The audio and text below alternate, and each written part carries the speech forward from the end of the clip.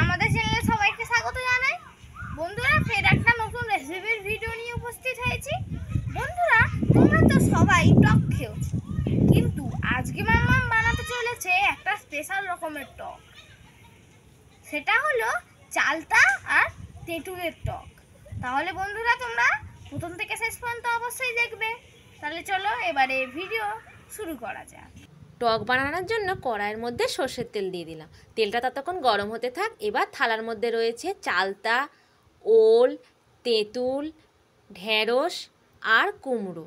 এই সবজিগুলো সব টুকরো টুকরো করে কেটে নিয়েছি। আর বাটির মধ্যে রয়েছে চিংড়ি মাছ ভাজা।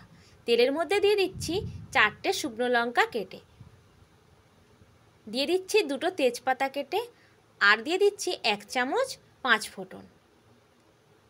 এবার ওই তেলের মধ্যে দিয়ে দিচ্ছি কেটে রাখা কুমড়ো। কুমড়ো বেশ খানিকক্ষণ তেলের মধ্যে ভেজে নিতে হবে। ভাজা ভাজা হয়ে গেছে। এবার দিয়ে দিচ্ছি কেটে রাখা ওল। এই টকটা সবজি দিয়ে এত সুন্দর লাগে না, দুর্দান্ত খেতে লাগে।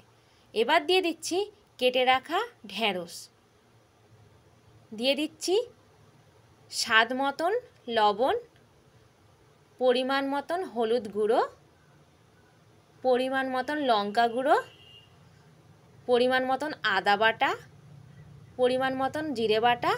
সব কিছু মশলার সঙ্গে ভালো করে কষিয়ে নিয়ে এবার জল দিয়ে দিতে হবে। জলটা একটু বুঝে শুনে দিতে হবে, সবজিটা তো সিদ্ধ হবে, সেই জন্য একটু জলের ভাগটা বেশি দিতে হবে। টক ফুটে গেছে। এবার ভেজে রাখা চিংড়ি মাছ টকের মধ্যে দিয়ে দিতে হবে। সব সবজিগুলো সিদ্ধ হয়ে গেলে তারপরেই দিতে হবে তেঁতুল আর চালতা। সবজি সিদ্ধ যদি না হয়, তার আগে যদি চালতা তেঁতুল দেওয়া হয়, তাহলে সবজিগুলো আর সিদ্ধ হবে না। এবার ফুটে গেছে, ঢাকা দিয়ে দেব। ঢাকা খুলে নিয়ে দেখব টকটা রেডি হয়ে গেছে আর সবজিগুলো সব সিদ্ধও হয়ে গেছে। দেখুন, টক নামানোর আগে দিয়ে দেব 1 চামচ সর্ষে বাটা। সর্ষে বাটাটা অবশ্যই দিতে হবে। দেখুন কত সুন্দর লাগছে। আর দিয়ে দেব অল্প সামান্য পরিমাণে চিনি। এটা টক ঝাল মিষ্টি হবে তো, সেই জন্য।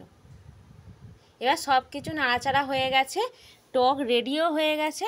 দেখুন কত সুন্দর লাগছে। এই টকটা গরম গরম ভাতের সঙ্গে খুব সুন্দর খেতে লাগবে। বন্ধুরা, আশা করি আমার এই টকের রেসিপি আপনাদের সবাইয়ের ভালো লেগেছে। আর যদি ভালো লেগে থাকে অবশ্যই লাইক, শেয়ার, কমেন্ট করবেন আর সাবস্ক্রাইব করে দেবেন। আর আমার রিকোয়েস্ট রইল, আপনারা অবশ্যই একবার এই 5 মিশালি সবজি দিয়ে টক বাড়িতে বানিয়ে খাবেন। অবশ্যই ভালো লাগবে, আমি কথা দিলাম।